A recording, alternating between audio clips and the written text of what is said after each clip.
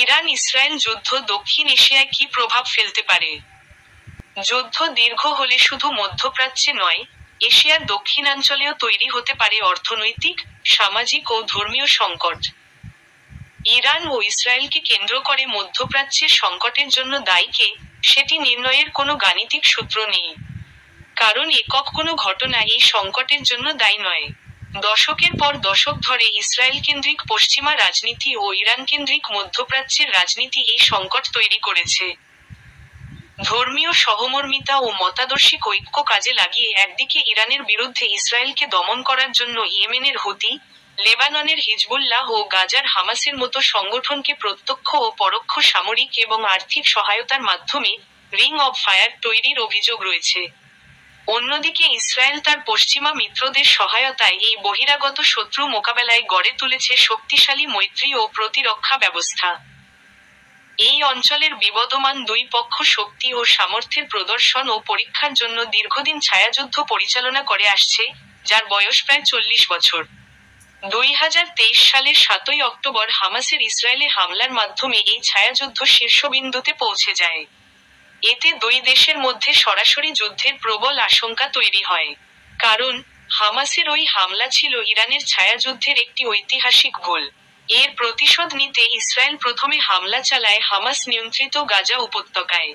প্রতিশোধমূলক এই যুদ্ধে ইসরায়েলের মূল লক্ষ্য ছিল হামাসকে নিরস্ত্রীকরণ বা নিশ্চিহ্ন করা।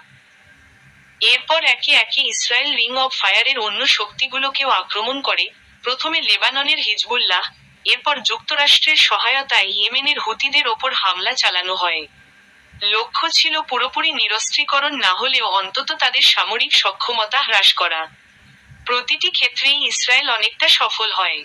এসব ঘটনার ধারাবাহিকতায় ধারণা করা হচ্ছিল, পরবর্তী লক্ষ্য হতে পারে এই রিং অব ফায়ারের তথাকথিত মদদদাতা ইরান। 2024 সাল থেকে ইরান ও ইসরায়েলের মধ্যে সরাসরি বড় ধরনের যুদ্ধের আতঙ্ক তৈরি হতে থাকে। গত 13 জুন ইসরায়েলের ইরান আক্রমণ সেই আতঙ্ককে সত্যে পরিণত করেছে। এই ধরনের হামলার লক্ষ্য ইরানের পরমাণু ও সামরিক স্থাপনা এবং উচ্চপদস্থ সামরিক কর্মকর্তাদের কাছে আগেই অনুমিত ছিল এবং বাস্তবেও তাই ঘটেছে। এখন প্রশ্ন হচ্ছে, ইরান ও ইসরায়েলের মধ্যকার এই যুদ্ধ বৈশ্বিক ও আঞ্চলিক রাজনীতিতে কী ধরনের প্রভাব ফেলতে পারে? বৈশ্বিক প্রভাব তুলনামূলকভাবে সহজে অনুমানযোগ্য হলেও, দক্ষিণ এশিয়ার দেশগুলোর ওপর এই যুদ্ধের প্রভাব অনেক বেশি জটিল হতে পারে। যদি এই যুদ্ধ দীর্ঘায়িত হয়, তবে দক্ষিণ এশিয়ায় অর্থনৈতিক সংকট, কূটনৈতিক চাপে ভারসাম্য হারানো, ধর্মীয় উত্তেজনা এবং শরণার্থী সংকটের মতো জটিলতা দেখা দিতে পারে।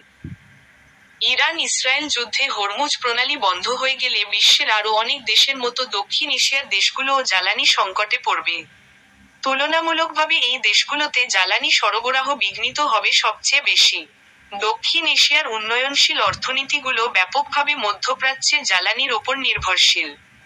বিশেষ করে ভারত ও পাকিস্তানের অপরিশোধিত তেলের একটি বড় অংশ আসে সরাসরি ইরান থেকে।